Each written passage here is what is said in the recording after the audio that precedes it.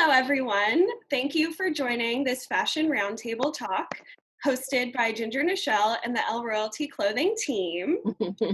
Since there are no fashion shows this year and all live events have been canceled due to COVID, we decided to get some of our favorite fashion insiders together and talk about our various experiences in the fashion industry, what it's like working in this industry, what different jobs we've had, the differences between owning your own line versus working at a big fashion company versus other things like costuming and special effects. So without further ado, we're going to jump in. I'm going to start with you, Ginger. So if you could introduce yourself. Oh, great. Thank you, Lindsay, for that introduction. Yes, my name is Ginger, Ginger Nichelle online, and I am the owner of Elle Royalty Clothing. My brand is actually very new, really, because it is only about 3 years old at this point, almost 4. But I have been in the fashion industry for a little over 10 years, pretty much. A little bit more if you count internships that I wasn't paid for. But I have been in the industry for a very long time, mainly as a technical designer, pattern maker, in that aspect. So basically, I'm the person fitting clothes and making sure they fit right before they hit the floor. I've worked at a lot of big companies, a lot of small companies, companies that do private label for places like Macy's and Kohl's and places like that. Also places that have their own label. I've worked in licensing.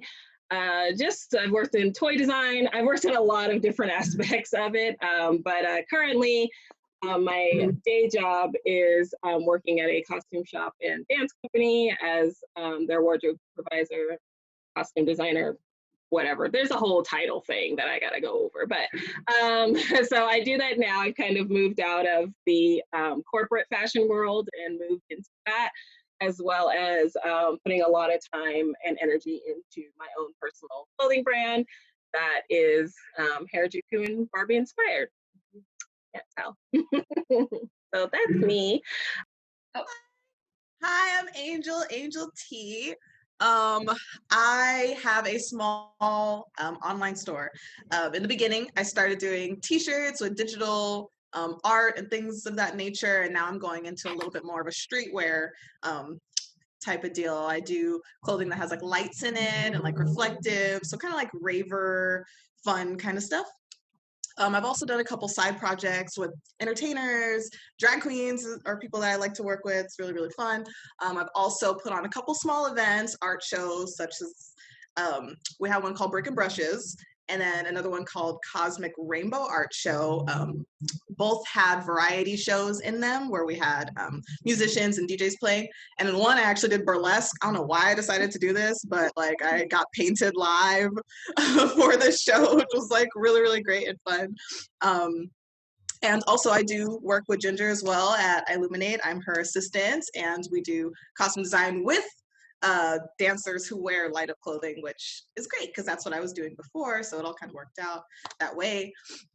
Before COVID kicked in, I really this year wanted to focus on working production because I have worked backstage for a couple shows like Moschino, Kanye West, for his Sunday service. Oh yeah. Yeah, but not the one where he was playing his music, the one where he was doing like this live artistic, girl, it was crazy. But I've worked backstage for things like that. So this year I really wanted to focus on production and, working backstage and everything when everything went crazy. So right now it's basically just focusing on my own art. And I think everyone is kind of doing that now, just like creating from home, focusing on their art and the things that they've always wanted to do, because now we just have all the time in the world to do so. And years ago I was a model also, a little bit modeled here and there, so that's kind of like trickled into what I'm doing now. And I went to college for fashion, so yeah. Thank you, Angel. Eunice, do you want to give us your introduction? My God, you guys have done so much, and I'm like sitting here like, oh no. Not at all. I'm living right right now. You hear me? You got a whole convention. You need to stop. Okay, so hi, I'm Eunice. I have my brand, and it is my Hamachi Designs. It is a fashion brand for pets and their owners. Ooh. I love working with animals, and Nice. that's like, yeah, I love it. It's originally I wanted to be a vet, but I wasn't like smart enough. But it was just too much work, and it's a lot. It was just too much. I wanted to, but it was just hard. And then I decided, like, what else do I do? And I guess ever since I was little, I liked, designing clothes. I like making my own clothes.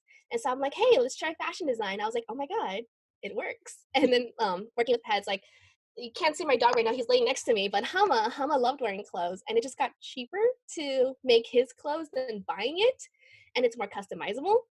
So that's how I got into pet fashion, and or mostly like inspired by Asian style clothing, Asian streetwear. I also now am more inspired by Chinese traditional cultural garbs. So I've been working with a lot of hanfu or like that kind of style. And yeah, like in the industry I've worked for several dog brands before as like a designer as well as like production. I also worked at this company for children, like it was children's clothes, and it was interesting, but I liked working with dogs more. I just love all the puppies. It's adorable. Yeah. Nice, really cute. That's it. There's yeah, as I said, I haven't done much. It's just all right, Kay, you want to jump in and give us a little bit about yourself as well? Hey. My name is Kate Shell. I have been, my brand goes by the name of Rebellious Designs. I've been in business for 7 years now. I've been sewing since high school, since like 15, so about 15-ish years now. And it really started out kind of as like a necessity because, well, I'm gonna give y'all the long and short of it. Long story short, I stayed with my grandmother until I was 13, and I dressed like I lived with my grandmother. So, so I moved with my mom when I was 13, and when I moved, I have 7 other siblings that I had found out about prior to moving with my mom, and so I couldn't get clothes like like I wanted to. And the little clothes that I did have with my grandmother, she was upset that I moved. So she kept most of my clothes, and I had like a weekend's worth of clothes in a book bag. so so the little hand-me-downs that I would get, I wear them, and then I was like, this isn't my style. So I cut it up, I draw on it. Like the Sharpie thing with all the anime stuff, I've been doing it. I've been doing it. But what started out as kind of like a hobby and just, trying to be comfortable turned into something that I really, really love doing, which got me into modeling. Let me see, I've done several fashion shows. I was trying to get into styling before COVID. I had set up my first photo shoot and everything, and then COVID. So man. So nowadays, I make custom garments for people. It's mostly local, and I've kind of expanded since COVID. So it really hasn't been all bad for me on that front, because with I have my Etsy shop now and stuff like that. So I make custom garments for people.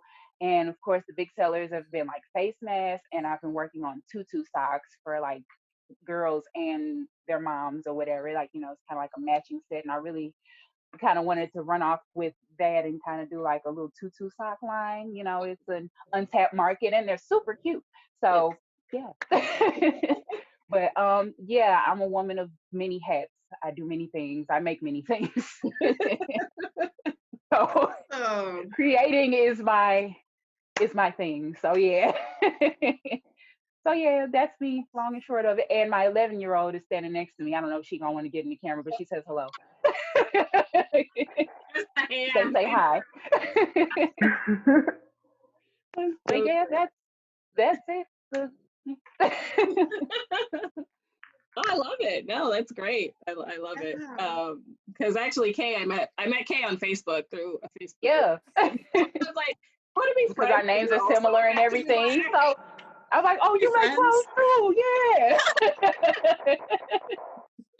So yes, now I have new friends. Shop for friendship. That's what I do, and sometimes it Yes. works. So I'm glad I actually learned more about you. I love that I got to learn more about what you do, because I saw, like, I went to your brand page, but I love hearing the backstory of it. Oh yeah, yeah. And like I said, I have new friends now. So Yeah. I'm a hermit. So I have new friends. Hi guys. All right, and then last but not least, Ashford, someone that I've also known for I've known for a very long time, like 9-10 years. How long have we known each other? Yeah, like 10, because I've been in LA. Like my first year was my 1 year I didn't do anime conventions. No, I was like, I was homesick, so I started going to cons, and I was like, like I'm out here by myself. I was like, I might as well meet some people who like what I like. Yeah. So, hi everybody. I'm Ashford. I thought you just brought it. Oh, okay. So, I'm a costume designer, and I've been working within theater. So this is a costume site. Yay! It's a lot of fun. I have always had a passion and love for theater anyway as a person. So, started out sewing really like as I started doing cosplay. Like I started cosplaying about a couple years into maybe the first or second year into college. So yeah, about 15 years ago, 15 years ago. And throughout my training there, I was working on acting actually. And after maybe about I got to my senior year, and I just thought, hey, I had to take a costume construction class anyway as like to be an actor in the program. So it was imperative for us to know how to do everybody else's job so we could be good stewards and be able to be there and be present. And so I'm taking costume construction class, which helped me out with making all the cosplays that I was doing for funsies. And then I think I was just like, I need to make sure that I should take another costume and sewing class because I feel like somehow this will be necessary for my life. And it'll be a really great way to be able to have some sort of second income going in because I knew I was going to be moving out somewhere. And I was like, I just want to work on the art. So let's just make it happen. And that has been probably one of the smartest decisions I've ever made. Like after I graduated, I moved to LA and I started making cosplay for people because of going to conventions. People wanted stuff to be sewn, and that's how I started making money. And like acting is fun, and I love it. And it was during that time where you had to act a certain kind of way of black to be able to be cast. And so I was like, maybe I'll take a pause for a little bit on this. And I really just wanted to give sort of everything I had towards costume design. And for the past like 6 years, I've been working as mostly a costume designer. I've also been doing mostly like live theater. So some of the shows I've done is like some device pieces like oh my goodness, like where's my brain now? Now I'm just like I've done the Music Man. I've done shows, other like The Wizard of Oz. We did like a small play into the park, but most of the pieces I worked on were a lot of device and physical theater for a couple of years. But in the end, I ended up working at East West Players, and so I've been there for the past 5 or so years working as their wardrobe supervisor. So I basically do take care of their entire costume department. But it's a smaller theater, though it's a nonprofit. Very, very happy for them. They just got a huge grant, and I'm just like, y'all get it. So I handle their whole wardrobe space. I've transferred all of their costumes to new locations, and in a sense, like we actually have a costume shop really now, and that's usable. Come rent from us. But that is where I spent a lot of my time. And so right when COVID was happening, I had just recently taken a job as a wardrobe assistant for the show Rock of Ages that was just opened up in Hollywood. And that was like a nice big step up into a career in life. I was like, it's happening. Finally, it's happening. And then it was February. And then we got the message like, hey, and then people were getting sick anyway. It's a hard show. It was a very easy show. The show was very easy, but like, there's always different people with different personalities. And like for me, it was such a beautiful like opportunity. So I was just having a good time, but it happened and then Broadway shut down and then we had to shut down and people were getting sick anyway. And just like regular cold stuff, like your actors are out here, there's not a lot of clothing in that show. So I can see like it's hard to stay healthy sometimes. They're killing it. And that's where COVID really hit me. And I was like, oh, so this really nice job where I was getting paid my worth, if not more, I was by work, I was like, I'm so excited. So that's what kind of COVID really, it stopped everything. Like for all of us that are in the entertainment business, like we're on unemployment. Like what are we it's a risk to go out and do my job. And I'm mostly a dresser when I'm working industry wise. And I'm in people's business. They Like, sweat. hi, my friend. So that is I'm I love my job, but some days I'd be like, hello, hi, we're gonna get real Friendly. So We're gonna get real short, acquainted. yeah. So to wrap that up, I work as a costume designer. I'm working on my own personal designs right now. I'll be launching a line very soon. I'm really excited about it. That's all I'm gonna give it this time. I'm doing all the legals, yay! But that being said, I've been doing a lot of good mock-ups lately. It's been a lot of fun. And I'm definitely down for cosplay commissions. That's what I do. You can find me on Facebook, like Cham Cosplay Artist is there. I have a Flickr account under my name. Just type in Flickr and then look for my name, Ashford. I'm the only one. The only Ashford. I'm the only one. So I do a lot of I designed Paradise Lost. That was a lot of fun to do some angels and demons, and they were all in BDSM. It was a really good day. Because I think, they're shackled by God. Like, what's up? Let's break them. Let's do this. It was the best. So that's where I'm at. Hi, everyone. And my name is Lindsay. I've worked in the fashion industry for over 5 years now. I started out in design, working for a fashion company as a designer, and then recently I've pivoted into merchandising and brand strategy, and I have a lot of experience with licensed products. So that's me. So we're going to dive into some questions. I will open the floor to anyone who kind of wants to dive in. But first, we've kind of already touched on some of the various jobs you each have had in fashion. But what about those jobs did you find really surprised you about what you were really doing in the day-to-day versus when you told friends and family and other people that you encountered what you did, what they thought you did versus what actually went into the day-to-day? For example, I know I work on a lot of photo shoots, which are, as you all know, a lot of work, a lot of hands-on hard work, getting it done, a lot of prep and strategizing and thinking about a million different things that you never thought you would think about. Whereas when I tell people I work on photo shoots, everyone thinks of the Vogue closet and gorgeous models and couture gowns and hair and makeup and the most glamorous lifestyle ever. So I'm opening the forum to some of those popular misconceptions on the various jobs that we've all had in the industry. Okay. Like I said, I've done a lot.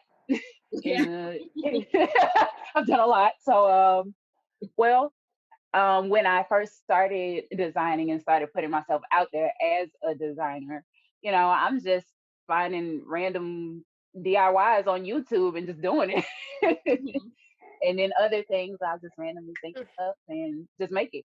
You know what I'm saying? But then family, like when they started, getting wind that I'm making clothes and all that, they thought I was Versace or Jeremy Scott or some shit or stuff. I'm sorry, we're on YouTube. I don't know if I curse it out, but yeah, but yeah, I'm like, no, this is not anything of the sort. Then when I started doing runway shows, they really took that idea and just ran with it. Like I'm just rolling in dough. Like, look, I just had to spend a grip on fabric and notions. I don't have anything. Don't ask me. And then also with design and like especially with like custom pieces and stuff, I don't know why people feel like, okay, it's custom so it's cheaper. No, that's not it. That's not it. So those were the two biggest things that I've came across, and also my experience with the styling. As I said, I was trying to do it before COVID or whatever, and picked out a bunch of cute outfits. I accessorized and all that. And it was just me. Didn't have a team, any of that. And I guess if you want to consider a team, my daughter was with me, but she was more extra weight than help. So that was kind of a nightmare. The experience itself, but the pictures turned out nice at least. But that was a good. But yeah, that was my biggest things about that. So yeah. Yeah, no, I get that because I think also like my family thought too. Like my mom would tell me all the time, like as soon as I started design school, it was like, if I knew how to sell, I would be selling things for myself every day. And I was like, okay, Mom, but no. Because my grandma made clothes for my mom, like when she was younger. But I'm like, okay, but grandma like didn't have a job, didn't have school, did all the time in the world. Okay, y'all cleaned the house, so she didn't have housework. Grandpa was the chef, so he could. What else was she gonna do all day? But so I'm sorry. And you can buy dresses for like $10 now. Like at the time it would take me to make that dress, like it would not cost $10. No. So what's the patterning? Like, yeah, that part. That part I think is very, and like you said with the custom made, a lot of people think like, oh, it should be cheaper because I'm going to someone local, but it's not like we're sitting around just waiting for somebody to hire us. You know what I mean? Like we right. Like, and it like the cost of supplies. I remember someone asked me to make an Elsa costume, and they were like, "Oh, can you make it for like $100, $125 or something?" Right. So like, I mean, supplies might cost that much if you want it like sequin. This is when like sequins were more expensive too, the fabric. I'm like, if you want like an actual sequin corset, I'm like, that right there is like 100 just for like that corset. Right. You know, like even if I don't even put like steel boning in it, I do a little cheaper and put the like plastic in there. I can do it maybe for 100, but you want the whole thing? Like, you know, I was like, my ball gowns start, like my cheap end ball gowns start at like 400, like plus $500. I'm like, I can't. I think a lot of people have that misconception. Yeah, very much so. I know working in the corporate world, like a lot of people think it's like Devil Wears Prada, like you were saying, you know, like there's a, you know, fashion closet and it's so gorgeous and everybody walks into work and they're so fashionable and It's like, as much as I would love a Carrie Bradshaw closet, I do not have that. Yeah, no, me either. I would love that too. But I don't have that. That's not how it is. Like any of those kind of like fashion, like I'm like, I don't know, when they show like LA and it's like, oh, they're LA and you're LA fashion designer. Oh my gosh, you must be doing this. I'm like, I literally sit in my house and sew and pattern make and sleep. And I, you know, as a zombie, get to the fashion show, throw some stuff on some models, realize half of them didn't tell me the right size. And I'm like, okay.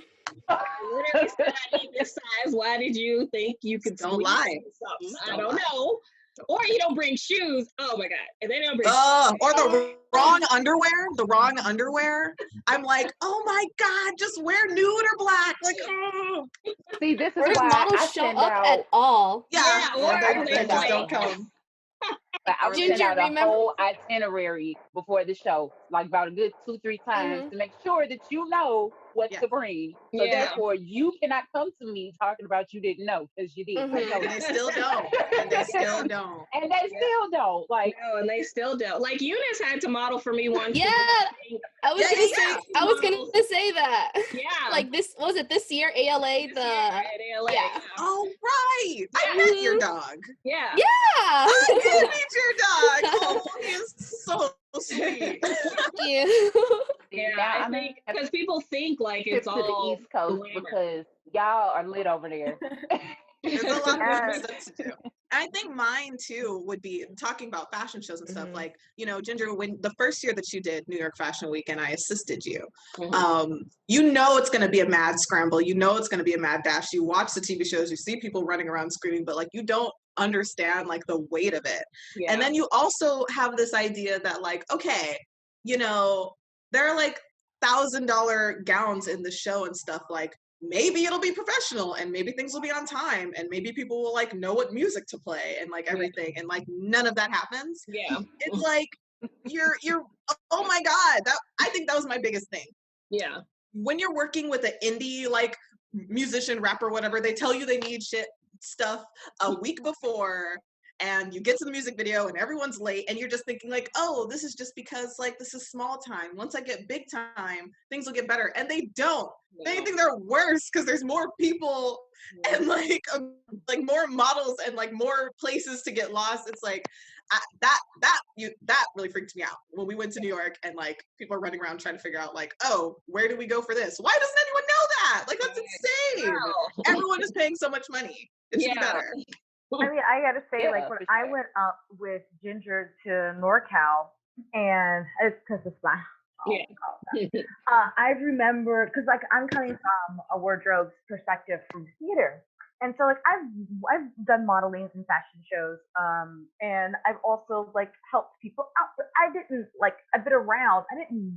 I didn't recognize. So I'm showing up like thinking like, okay, maybe I think of it kind of like a film set. Okay, so we may not have everything. So if we bring everything, we'll just set things up, the things we find. I'm ready to steam everything, like ready to go. Mm-hmm. And I remember the things like the exact things that Angel was talking about, like, oh, this thing may not be here. We're waiting for this. Well, we're not really sure about that.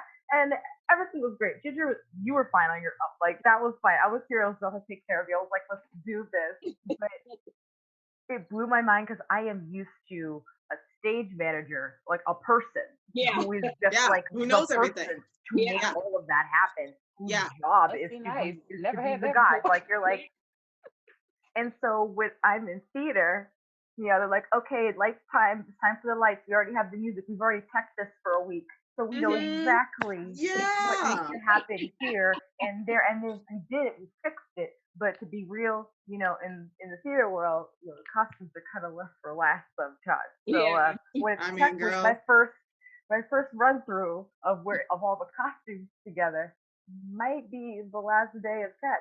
I'm having that happen. I'm like, oh, we have a show tonight. We're gonna run this one time. We haven't done any of the quick changes. Are we gonna pause for them? Or are we just gonna? Oh, we're just gonna go. Okay, so that sounds horrible. Oh, it's fine. It's fine. Wow. I make it happen. That's why I hate that because they're good at it. Frustrated last minute. I will dress somebody. I will put those clothes on them. They will be dressed. I have changed people's genders. It was awesome. I'm like, oh, you're a man now. All right. There you go. It was Lacoste. It was great. They were beautiful. They were beautiful. Like I should just give up as they were so pretty. Anyway. No, it's that. It's literally that. In every, like, even when I worked for Kanye, we had a whole, Kanye wanted his queen lady comes out in this big gown thing. They decided to make this dress out of parachutes, like 6 or 7 parachutes. They're building a gown. Like, mind you, the show was on Saturday at the Hollywood Bowl. They're building the gown Friday. Like sewing the gown. They finish it at like midnight, and mind you, it's like a bunch of like abuelitas like sewing this like parachute material together for this giant, like the dress is supposed to take over the whole stage when she comes on. Kanye walks in and says, I don't like it, and they don't use it. Oh yes. I was like, the most sinking feeling of heartbreak ever. It was insane. And mind you, God. I'm working on the choir because he had like this giant choir of like, I don't know, like 400 people or something. And then they're all wearing Yeezys, but we were making them like these, they looked like cult clothes. Like they were just all beige and like oversized. Yeah. Oversized the tunics you saw. Like we were just staring at beige for like 3 or 4 days, just like trying to get through it. Beige and cotton. And it's so funny because like at the show, we're putting everyone in these clothes, and then all of the choir people realize, oh, they're all getting Yeezys, like the newest Yeezys, they're gonna wear them. And they think they're getting these Yeezys for free. And we thought that too, but no, So they tell us like, hey, at the end of the night, you guys got to get all the Yeezys back. Oh my god. They were chasing people through the parking lot because people would just Talk take about off heart with them. attack. It was insane. I was like, no one. Oh my god. There's like coordinator to be all like, hey, models that are wearing that this was stuff, wardrobes. you gotta return it back to wardrobe at the end of It was wardrobe's job to figure out. We decided, okay, we'll take their IDs or like their wallets or something to give them the shoes, and they don't get them back until, you know, whatever. People were like booking it to like, take my wallet. Yes. Security was like chasing them in the car. Wow. It was a mess. I was like, this is Kanye West, and still nothing is playing. Yeah. Oh wow. Yeah. And I think that is such a universal truth in fashion, that no matter how big you are, no matter what it still is the same amount of 13th hour changes and sleepless nights, and really pushing yourself and testing yourself to make sure, you know, am I going to make it? Is it going to happen? And when we do have those, it's like a high almost, like when we do have those moments where we do push the person out on the stage in the full costume at the right moment, that is like the euphoria that we continue chasing forever. Yeah. Totally. So then kind of building on that, on your experiences in these various jobs and things like that, what has been one thing that you have learned about yourself? What's one thing you try to avoid? What do you try to do something that you try to do to make yourself something better for yourself, or make sure that you're not put in a bad situation again, or make something better for others that you work with and be a better advocate within the industry? I think for me, honestly, is like standing up for myself. Like I've had to learn how to do that because I've worked so many jobs in so many different places, so many different personalities, whatever. And a lot of times I think when I get onto a job, like they're like, here's the ad that had 10 of the things that you're going to do. Okay, now you get in the job, maybe there's actually 15. There was like 5 things they didn't tell you, because if they told you all 15, you wouldn't have taken the job. So I'm like, okay, you can do that? Let's have you do now this. You're doing it all the time. Yes. And then it's like, I don't know, for me, I always feel like then I'm given an additional 10, because I think at first they're like, they see this rainbow hair, they're like, she's probably 12. And she probably doesn't know as much as she's saying. But then when I go in and like prove myself, it's like, oh, well, you can handle this. Well, you didn't have anyone that could do this before. Well, can you do this? Well, can you do this? Can you do this? And I just keep saying yes, because that's my problem. Trying to work on it. But I would constantly say yes, and then so many things would be built on my plate, and then I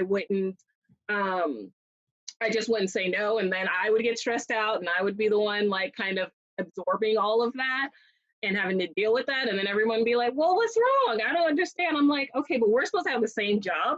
And A, I know you make more money than me. And B, I'm doing more work than you. So, you know, this is really stressful for me. So I think for me, like learning how to kind of say no to things, like ask for things that I need. I'm like, hey, you know, if you want me to do these things, this needs to be added to my job description, so I know where, you know, what the expectation is. Because if I'm thinking the expectation is here and I'm meeting you here, but your expectation is really over here, then like I would never know, because, you know, I don't know the full expectations. So I think my takeaway from just working in different industries and all of that would really to be like, you know, there's certain things that you do when you start and whatever, but then at a certain point, you're just like, okay, no, this is the job that I want. This is the one I came here to do. Let me perfect this instead of trying to give me a bunch of other things. Like learn how to say no, learn how to say, you know, this is what I want to work on, or, you know, and you do all those jobs and you're like, I just want to do them well, you know? So I think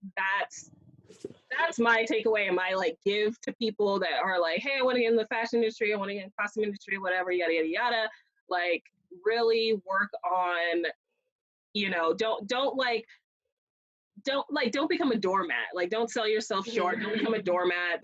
There's always gonna be people that have way less talent than you, that their ego is out to here.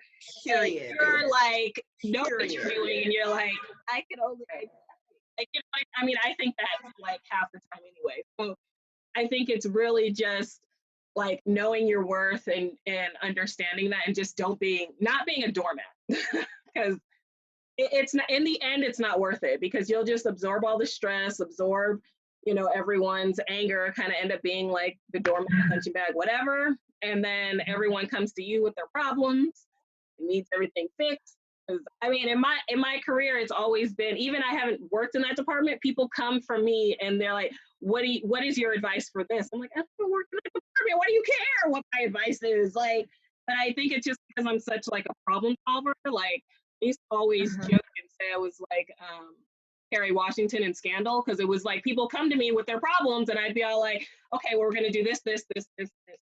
All right, so those are my options, and all right, move on, let's go. You know, so, but I say that to say, don't be a doormat. Really know your worth. That's the best advice I could give anyone. Know your worth, know your skill level, know exactly who you are, so you don't lose yourself in all of the craziness. Like, I agree. Amen. Like, that was like one of the major things I had issues with when I was working at the child as a designer assistant, and I was like, you know, doing the job I was supposed to do. I was doing all the lookbooks and whatever. Suddenly I had to start picking orders. Suddenly I had to go to the warehouse. Suddenly I had to do all this stuff that wasn't originally in the job description. And then it's like, and then they keep on doing it, and they keep on adding more and more, and your pay doesn't get any added anymore and more. And that's this thing too, I agree, is that like you need to learn how to say no, but you also have to learn not to feel the guilt of not being able to do it. Like, that was one of my major things. Like, I felt so bad saying no, because like, you know, at the end I was burnt out. I was done. I was like, you know, crying in the bathroom and everything. So I was just like, what the hell's going on? And then I remember one time when my employer was all like, oh, we need you to come in Thanksgiving to pick orders because we didn't finish picking them. And I'm like, no, I'm going to Yosemite. I already told you, like, you know, I go to like vacation with my family. Like, you know, this is not the time. She's like, oh, can someone just drive you up like after you finish picking orders? And I'm like, no. Oh. I was like, no. And then like, and I remember that, like, you know, that was the major first no I said to this company. And then like, at first, of course, I was feeling like, oh, maybe I should have helped, you know, whatever.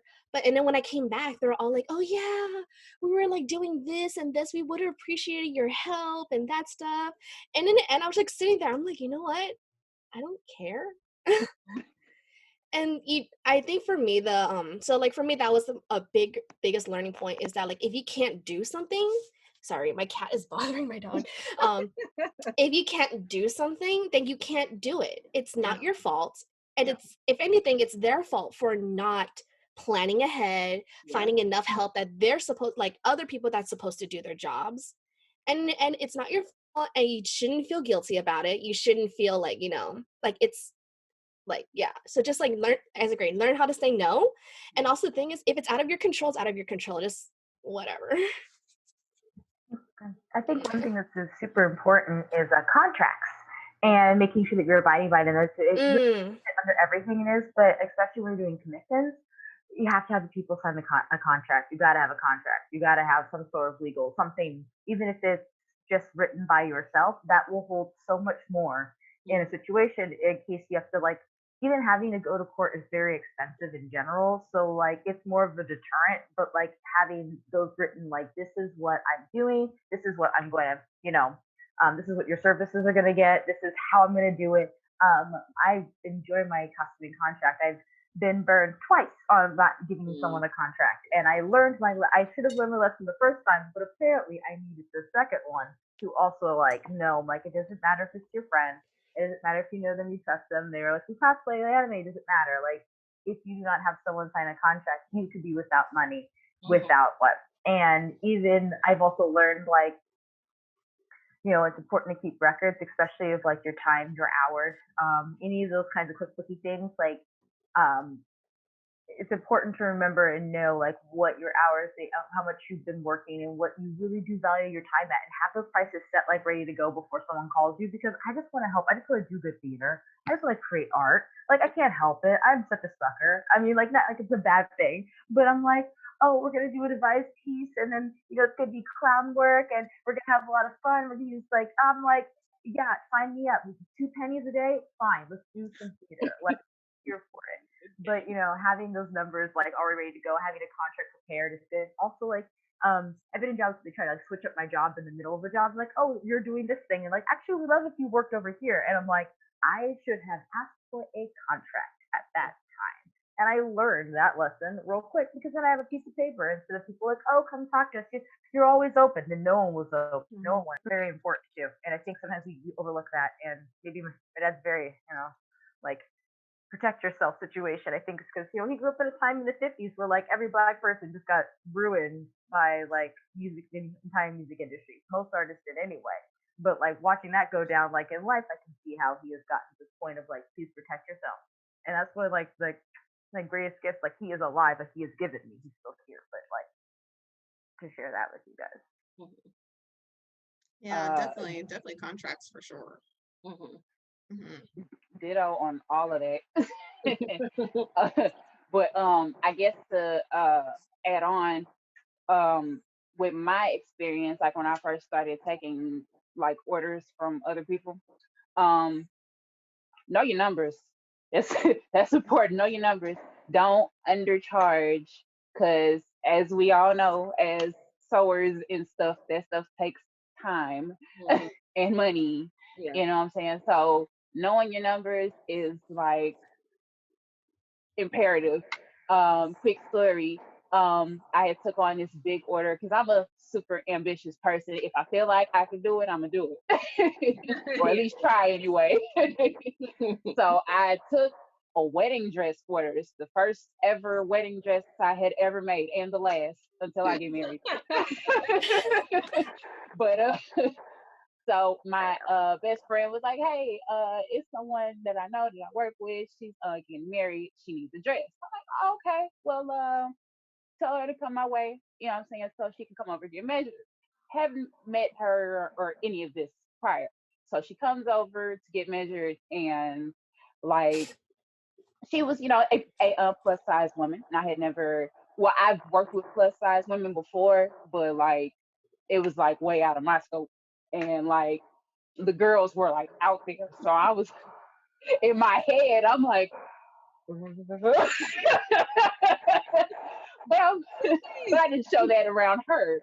So I super undercharged for the dress, and it took so much work and so much time and so much fabric. It was a few times I cried and cursed. It was like, shit. And, just and then she came over, tried the dress on. The zipper, well, she tried it on the first time, it was fine. No, I had made a mock-up and she tried that on and it fit. So I had made the actual dress. She came over, tried the dress on. This was like 5 days before the wedding. The zipper wouldn't go up on the dress.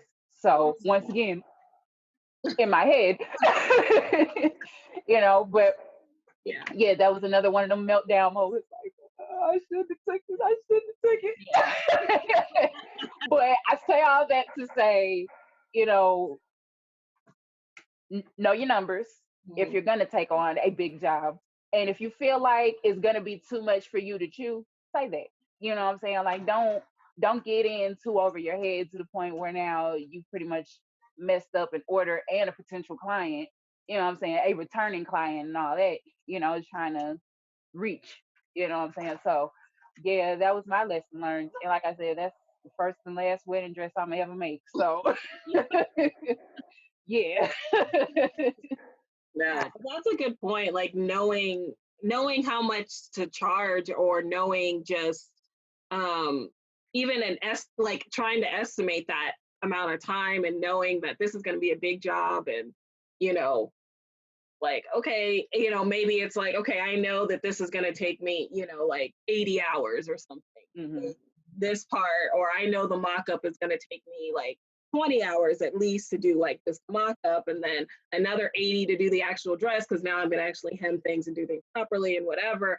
Like that is a really good point too, is to really think about your time. Because even if you think like, oh, I can do this in my sleep, I can do this like real easy, I made it in my head 10 times, because I do that too. But then when you sit down and do it and you're like, well, now my surgeon don't want to thread right now. So here's an extra 30 minutes. I'm just sitting here, figure out what to do. Every time you got something here's like important, you know, or my bobbin on my, you know, sewing machine don't want to work. Like, you know, I now broke I my gotta last figure needle. out why that's wrong, you know. So, you know, and the give thread yourself keeps plenty of breaking time. right in the middle.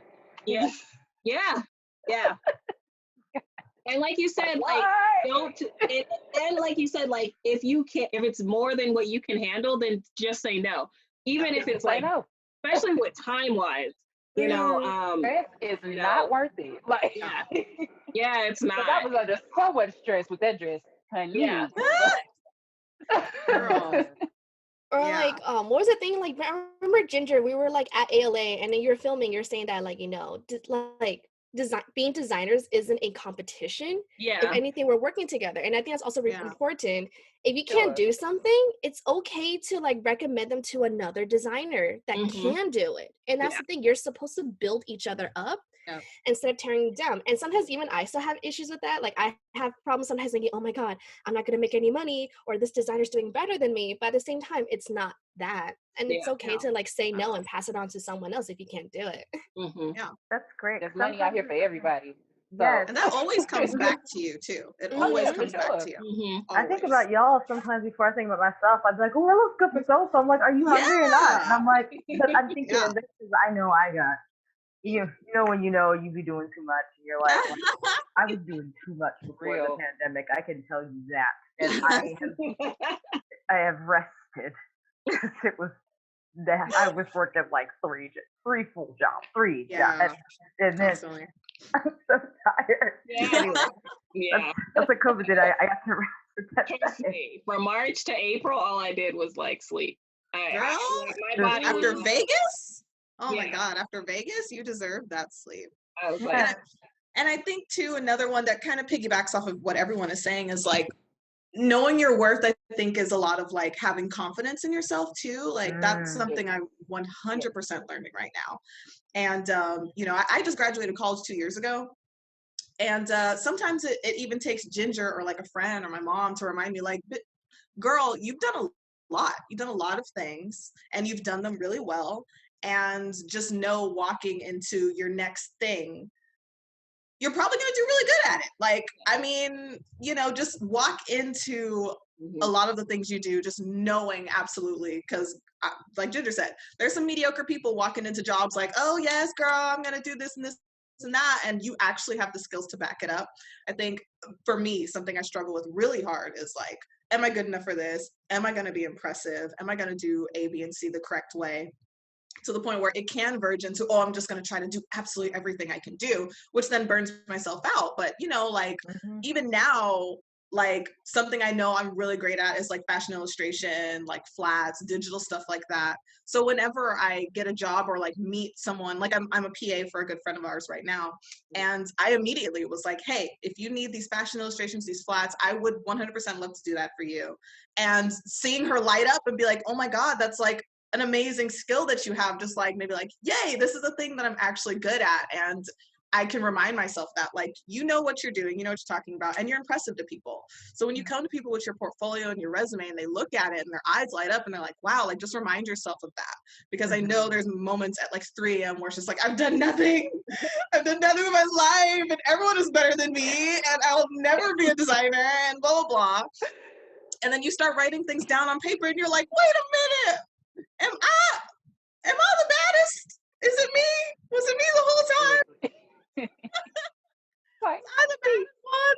You know? And I think when you walk into jobs with that energy, you're not scared to ask for a contract. You're not scared to ask for the right amount of money. You're not afraid to call someone and be like, hey, I'm not capable of doing this thing. Let me, you know, hand you over to a friend of mine, because you have that confidence, you know what you're good at. And people pick up on that, you know? Yeah. They do. They immediately pick up on that energy where it's like, okay, maybe you've only been in the industry for this many years, but like you have great energy, you're really positive, you know, I can come to you for things and know that I can get them out of you. And then people get you more jobs. And that's what it's all about, like proving yourself each time. Mm-hmm. Yeah, and I Can think be you our guys own worst critics sometimes. Yeah. Yeah. you all touched on some of my favorite parts of my experience in the fashion industry. Finding your team. Ginger and I worked together, and she taught me most of what I know in fashion. Same. Especially with fitting and technical design, and being able to have her when I was starting out just as a young designer to ask questions, to your willingness to build people up, to, you know, we were never in competition with each other. Yes. Like, Ginger, I don't know what I'm doing, help me. Oh yeah. I'm a Capricorn, so I was like, well, she knows what she's doing.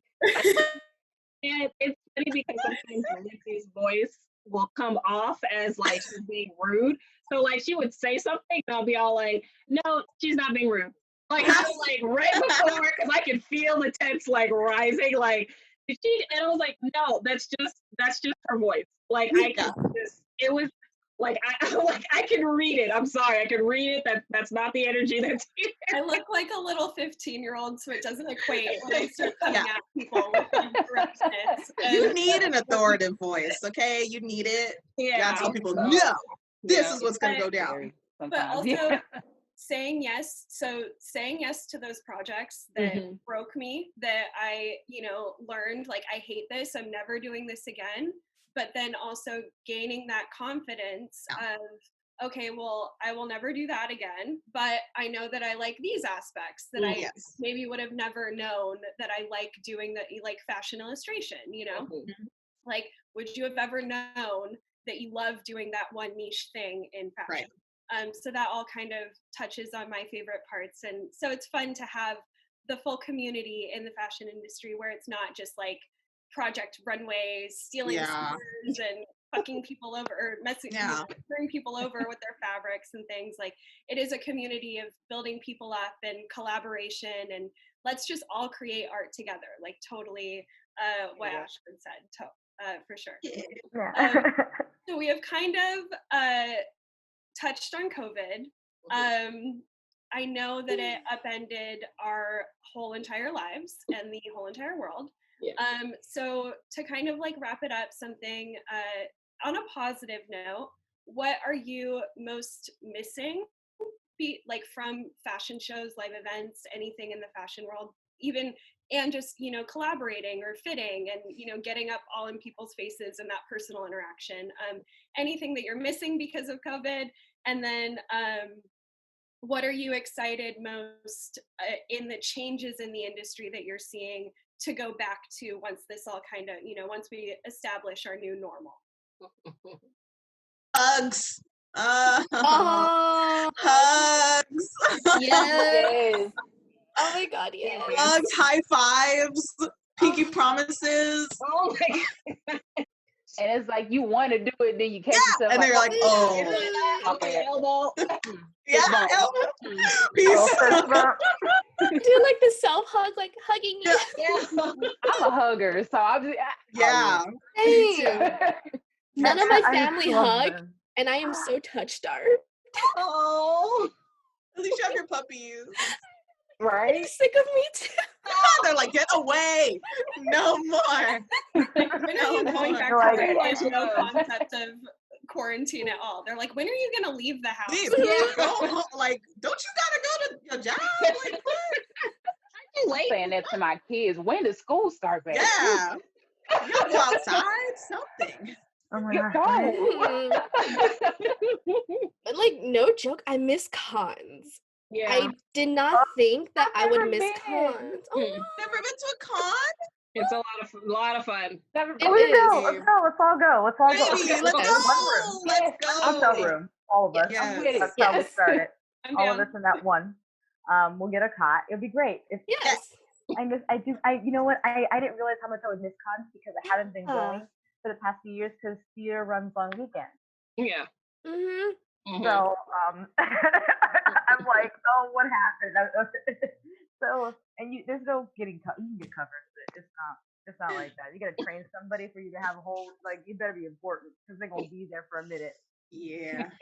which is fine. People are sweet, but I didn't realize how much I was gonna miss anime conventions until this time, and then now I think it's because I have the time to do them now. I'm Yeah. like, oh, I miss doing that when I used to have Mhm. free time. Free time. Free So You know time. how it goes. free time. For me, I miss Mhm. shows in general. Like fashion Yeah. shows are like I love the hustle and bustle of fashion shows. Even if I'm backstage running like a chicken with my head cut off, Me I love too. it.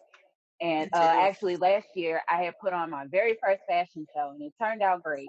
And I was planning one for this year, and then Mhm. Yeah. Right. but yeah, fashion shows for sure. Yeah. And I used to model too, so when I do my little walk at the end, I'm stomping down the runway. I miss Hey. Get in. it. Yeah, Yeah. man. Art Crazy, right? shows, Miss. Yeah. art galleries, like oh my Yeah. god. Oh, I was I planning another art show this year, Mhm. where I was gonna probably do my last burlesque performance, and I still want it to happen. I really do. Like, I mean, I guess it's not spoilers or anything, but I want to have the audience throw paint at me, Mhm. and I want it to be Ooh. black light paint.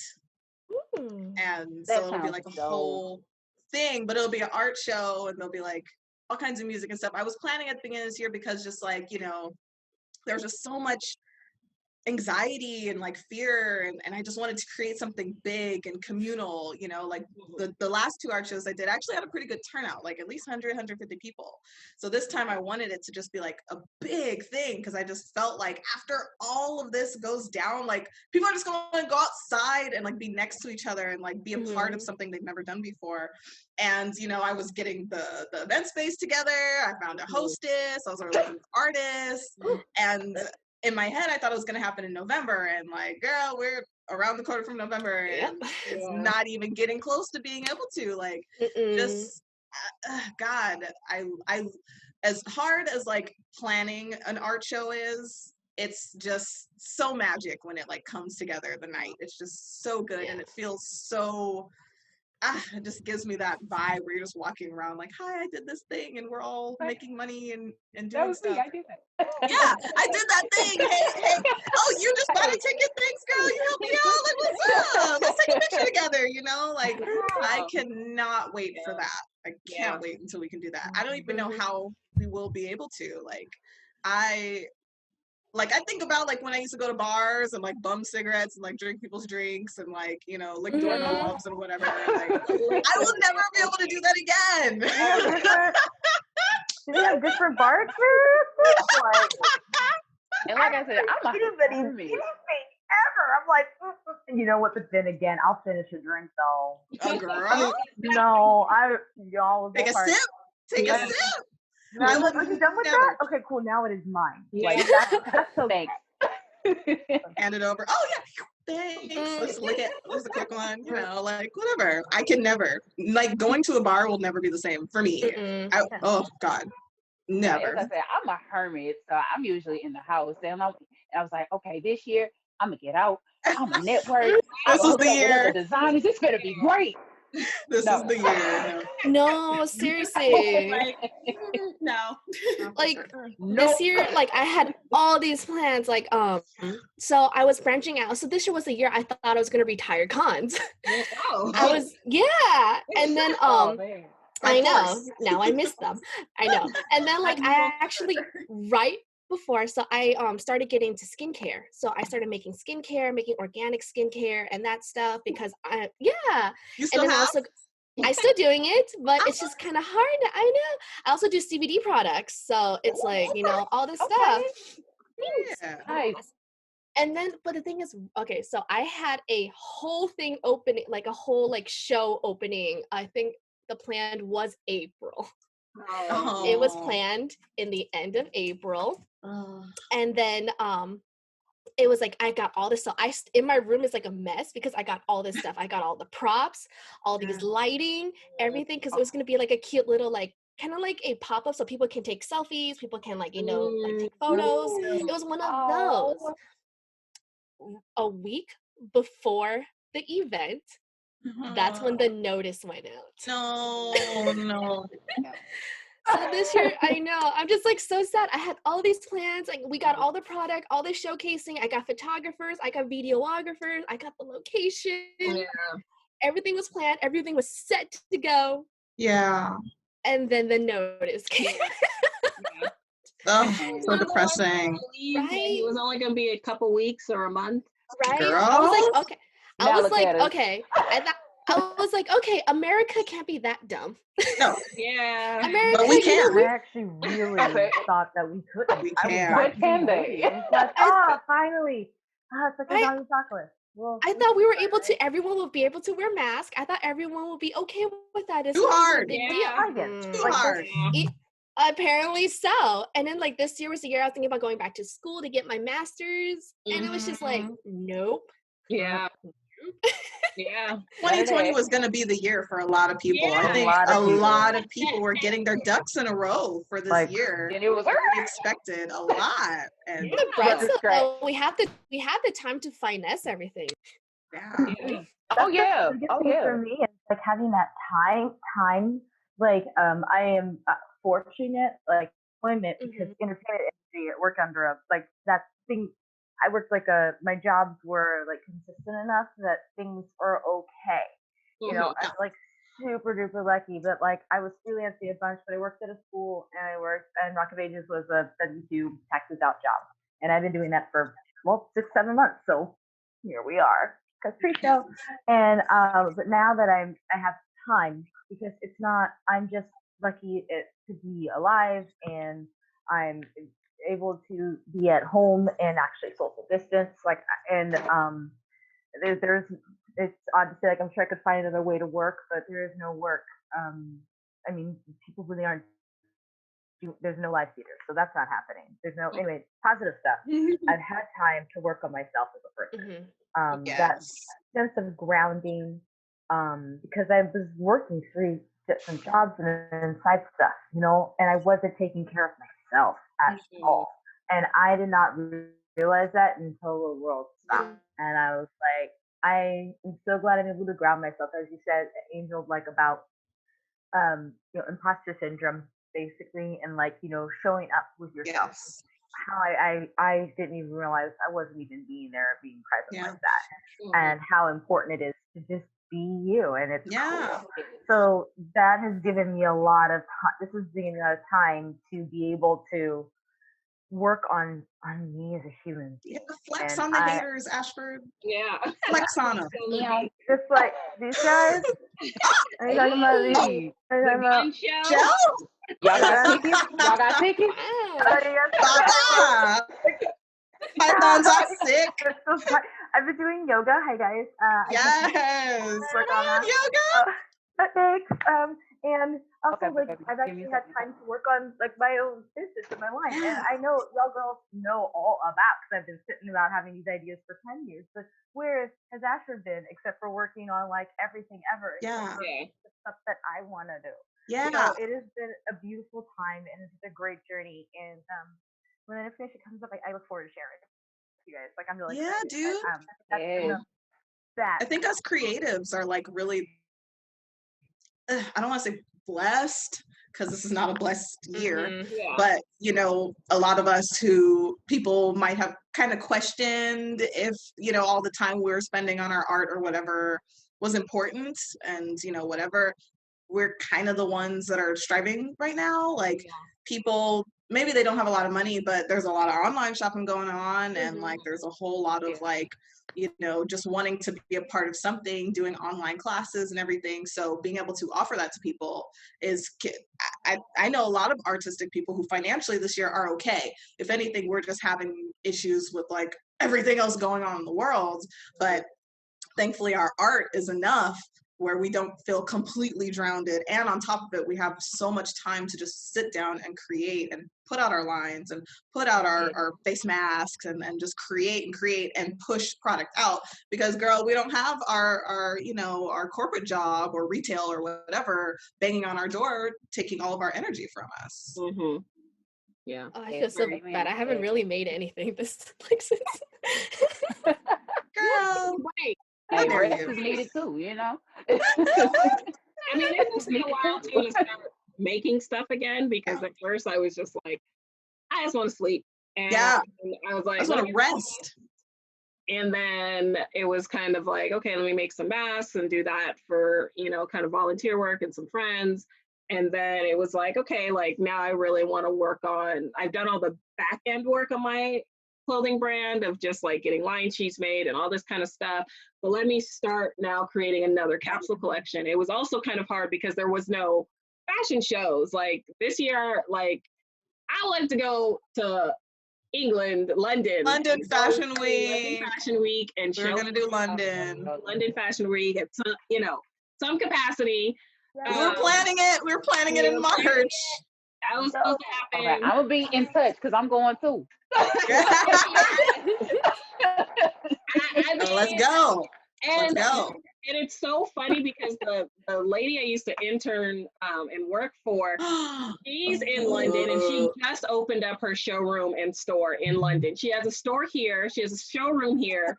She's so amazing. Like, she's beautiful. She's like 6 feet tall. Beautiful. Great teeth. Nice as ever. Like, it's so hate her. She's so perfect. She's perfect.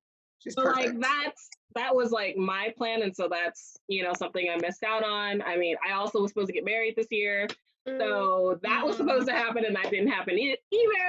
Like, yes, everything set up. Like, I just bought all the fabric. Like, I was designed my dress, wasn't gonna make it because I know me, so I wasn't gonna make it. Because if I would have made it, I would have been sewing 10 minutes before I walked. The night before, yeah. I know, I would have. We all know, Ginger. We all know. Would have been hand stitching you in. Yeah, me too. Yeah, no. So I was just like, no. For my stuff, I'm always like last minute. So I'm like, I'm gonna have my my really good friend make it for me. Since she's a wedding dress designer and everything like that, so she makes those all the time. So perfect.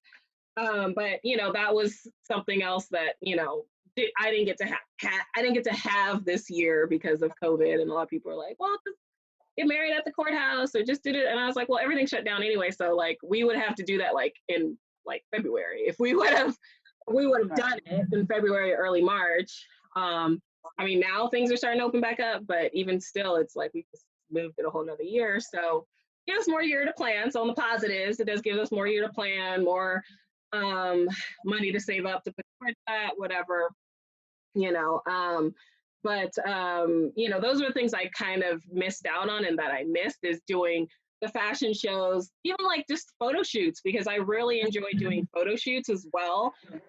Even though they're crazy, same with fashion shows, crazy. I'm up all night for weeks, whatever, I don't sleep.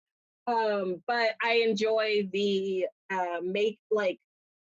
I guess the end result of it, I enjoy, because I can look back and see just what we did and what we created. And Lindsay's typically there with me to keep me from going crazy, and keeping us on schedule. Typically Lindsay's there to be all like, okay, well, let's do this. Okay, I'm the roller right now. This is a boomerang. Let's do this right now. So, I always like, it's great because it's like it's great because I get to collaborate with all these people that I know, and we get to work, together, and that's the fun part of it. And I really do miss that part. And like the other ladies mentioned, I miss cons and things like that, just because it was meeting more people. I mean, that's where a lot of times that's where I meet most of the people that are into the same thing I am, is at cons and in person. Some people online, I mean, it might be online and then I meet them in person, but I do miss that. But I think like everyone was saying, it's given us time to slow down. Like I've been getting better sleep, because anyone that knows me, I really don't. I get like 4 hours. That's it. That's all I sleep. 3 to 4. I will literally, even if I go to sleep early, I wake up 2, 3 a.m. Okay, back to sleep. I'm done. You know. So I mean, it's great, I guess, for crafting and sewing and stuff, but it's terrible, like trying to function and a normal day like everyone else. But I've been able to at least get some rest. I've been able to really work on my line. I was able to hire some interns virtually just to help me with social media and blogging and video editing and stuff like that. So it's like, it's been helpful in a sense because now I've had the time to literally sit down and be like, okay, I'm going to do this and really plan it out, because I feel like last year I got super crazy busy, especially in my corporate job, because I was manager and it was too much. It was a lot. It was 6 days a week, a lot of work. And then, you know, but shifting to this working space where it's like, okay, like I can, you know, even if I get up at 9 o'clock, I'm awake, but I get out of bed at 9. If I get out of bed at 9, I can, you know, get breakfast, walk my dog around the block, and then, you know, maybe by noon, you know, meditate for 30 minutes. And then by noon, I can start my day and work.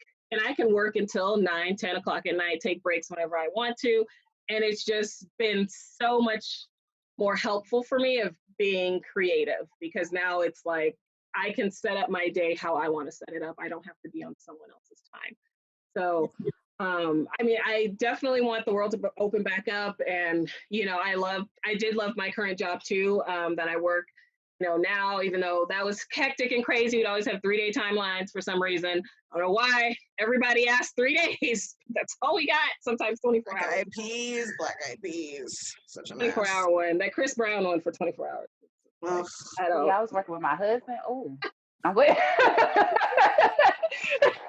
gonna tell you about your husband who wanted this jacket in 24 hours that he did not give any time for. Okay. Oh no, baby, we don't do that. He did. 18 hours. Me and one other Yeah, let me friend. stop for my boyfriend pop his head out here. Who your husband? You need to talk to your husband, ma'am. Tell him about deadlines. I think, like you guys kind of said, like it's been a really great, I guess, kind of transformation. And I think we've all had that moment of thinking like, why was I spending so much and giving so much of my energy and so much of my time on this when I love this over here and I love this? So I should be doing this and focusing on that. Even people tell me they tell me I'm talented. They tell me I'm this and this is so great. And you know, now I have time to really invest in that and do that and think about it. Or I know Eunice is like, I haven't done anything. Like, okay, you were planning a whole thing, so it's probably more devastating that you couldn't have your event. So now you're like, well, now I don't want to do nothing. Dude, I've just been doing YouTube now, and I was like, hey, that's creating something, ma'am. There you go. Oh, I only have okay. whatever. Whatever. I had it all planned in the beginning. I was like, okay, quarantine started. I'm gonna do YouTube, and then I just crashed for like how many months? It's been like 7 months now. I think. So I crashed for like what, like 6 months, and I'm like, you know what? Because it was really bad. I think for me, it's the same thing. I was burning myself out too much, and I just took this time just to rest. Yes. But I rested for 6 months on the couch. Your body needed it, clearly. But it got to a point I felt like, what am I doing? It's like, it felt, I think if anything, the rest kind of made like the depression a little bit worse. Because it was like, okay, what am I doing? I'm not doing anything. And then that's when I was like, you know, I kicked myself in the ass. I'm like, you know what, get up, set up all your cameras. You paid like $600 for a new camera. You better use it. Yeah. And then I was just like, you know what? Okay, you're not gonna sell, but at least like, you know, clean your damn room so you have somewhere to like film. And that's where I am right now. I'm like this little cubicle because it's the only area right now that's kind of clean for me to film. And that's like what I started. And I was like, you know, I've been planning this channel for like how many years now, which I've never done.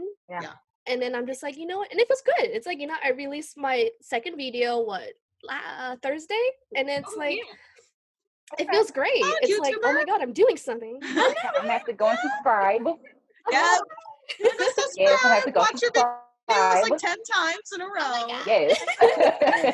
It's just like, it's definitely great. Like I'm kind of doing things that I planned, but Mhm. didn't have time. Yeah. Or didn't have the motivation to. And it's Yeah. like, in a way, it makes me like, okay, there's other things I can do too. And it's nice. It's Yeah. nice. And not just doing things, but just like bettering yourself as a human being. Like Yeah. for the Oh, first time in right. my life, every morning I have a cup of tea and breakfast. Every morning I wake up, I have breakfast, I stretch. Like a girl is getting flexible right now, okay? Because I finally can just wake up and be like, I'm just gonna have my tea and I'm gonna do some yoga, and then just like, learn things that I've always wanted to learn. Like there's, when I say creating, it's also creating yourself as a human being. I think so many people are coming out of this feeling prettier, cooler, like more interesting, more talented, because we have the time to be like, wait a minute, I do all this stuff. Let me reevaluate my life. So it's not just about sewing and sitting at a machine. It's also just being like,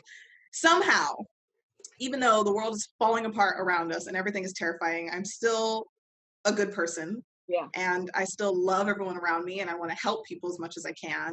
And I think that's so important because a lot of people aren't doing that right now. Mm-hmm. Right.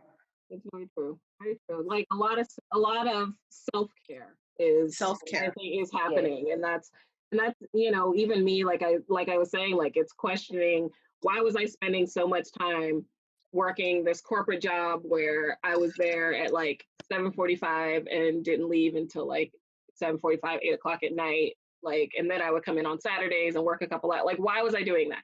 For what reason? Like, why was I getting up so early? Because I took the train into that job, and I had to get up earlier to hop on the train, take a bus, and get there. And it was just like, why? Why? At the end of the day, I didn't even have what really that I wanted, and all that. So now it's like, okay, but now I'm creating what I want. I'm working on myself. I would say working on my body, but I've just been eating a lot. So that's the next step. I'll stop eating so many snacks. That's my You don't problem. even eat. I was just saying, you don't even eat. Same. Getting So it's okay. Well, see, here's the thing. My first meal will be at 5 p.m. and then my next meal will be at midnight. And then, Ugh. and then I'll go to sleep at like 2, 3 a.m. So that's Oh my God. day. Yeah. I'm going to So kill that's you. today, which is terrible. I know, which is why I'm saying I'm working up. October is it's the harvest moon came out and told me this we need to work on. So that's what I will be doing. But everything else mentally is great. I haven't cried in a very long time. I mean, I cried when I couldn't have my wedding, but that was like, definitely a reason to cry. And Right. other than that, I haven't had like panic attacks, crying, anxiety attacks, all that stuff. Like I've actually been in a really good headspace, which freaks me out a little bit because then I'm like, something major's gonna happen. I don't know. But in the same like space, I'm like, well, things are going good. I can create. I can, this is kind of my outlet sometimes to just turn off the world and the news and like everything going on. And I'm just like, I'm just gonna be a carefree Black girl right now. I'm just gonna do this thing that I want to do. Like That's that's where what I'm I at. want to do. I don't want to have the world on my shoulders anymore. Like, Yeah. be carefree. Right. Carefree. Just work on your hair, work on your skin. Yes. Okay? Yes. There we go. I love all of your different perspectives. It's really great that you guys are all reprioritizing and really finding yourself and more balance in your life. Ginger knows this, but I have a little motto that I keep for myself in working in fashion, that it's not brain surgery. We're not EMTs saving people's lives. No one will die if shirt doesn't hit market at this day. No one's going to die over it. Yeah. And it has definitely had a new perspective and meaning in COVID, especially with all of our frontline workers, all of the great designers that have been, pivoting into mask making and PPE and things like that. And definitely as a creative, pivoting into, okay, I'm not a brain surgeon. I'm not a pandemic specialist, but let me create and have a creative outlet and kind of guide people, and for the rest of us and for all of the viewers and everything, kind of helping them along to, with YouTube channels and content and things like that, kind of helping them have a creative outlet as well. So that's all really awesome that each one of you were able to find your own ways to do that. Yay. Thanks, Lindsay. Thank you. Thank you. So, Thank you. I think we've had a really great talk today. I think we should just go through really quick and say where each of you, or where anyone can find each of you, your, any kind of social media, your brand, so that people can search it if you have an e-commerce site. So we can start with Ginger and then go through. For me, you can find me online, lroyaltyclothing.com, Instagram, same thing, lroyaltyclothing. You can, I do costumes as well. They're on my Etsy, or you can commission me for costumes. I am focusing mainly on clothing right now, but I still do cosplay costumes. And that's under GNB Cosplay. But my Etsy store also is Lolita Royalty Clothing. So everything is pretty much L Royalty Clothing is my whole brand. But you can find me online there, Facebook, Instagram, Twitter. We have a TikTok we're gonna have to use, but pretty much everywhere, Etsy and all that. You can find me there, and then and then subscribe to my YouTube channel, because I will have that YouTube channel up and running and at least doing a video a month. So this is one of the first ones. So be sure to subscribe to my YouTube channel, and then also everyone else's links that they're about to shout out to you, I will be putting in the description box. You can be sure to check out all these amazing people and all their designs, and all their just everything that is awesome, because I've met each one of them in way different aspects, and they're all amazing. So you just really need to check everybody out. Ashford, do you want to go? Oh, yes. So, again, my name is Ashford Jakeway. You can find me all over the internet. But mostly, you can find me on Facebook for under Ash Chan, a cosplay artist. There, you can find all my cosplay stuff there. You can also send me a message for commissions. You can also just message me on my personal Facebook, like, my full name. Just send me a message and I'll see if I can get you in. But that being said, I also have a Flickr account. You can just go to Flickr and type in Ashford Jakeway, and it's me. I'll be around, and thank you guys so much for the opportunity. All right, well, I am Kate Shell. I am also kind of all over the internet. Facebook, it is Rebellious Designs, LLC. Instagram, it is Rebellious One. So it's Rebellious, the number 1 S. I guess they'll put that on the screen, whatever. But yeah. I also have a YouTube channel. I actually have 2 YouTube channels, one for my fashion and blogging and all that, and I have one for tarot reading, another little side hustle I, do or whatever. But Kate Shell is my fashion channel, and then Kay the Tarot Reader is my tarot reading channel. So if you're into that kind of thing, check me out. And for any inquiries on custom garments, you can shoot me a message on Instagram, or hit me up.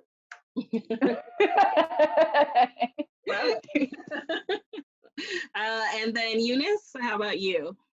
Okay, so you can find me on Instagram and Facebook and everywhere with My Hamachi. So it's MYHAMACHI. It's just sushi. It's the name of my dog. So my company is named after my dog. So it's My Hamachi. Just find on Instagram. And if you need commissions, you can just DM me on Instagram or Facebook. Although I'm more on Instagram now, I feel like, which is weird. And I have, as I said, I have a YouTube channel. I have one for My Hamachi designs, which doesn't have much on there. But the one I've been working on right now is Jade Palace. And that's where I teach like culturally traditional folklore or whatever on Chinese culture. And I'm going to start teaching Mandarin on there as well.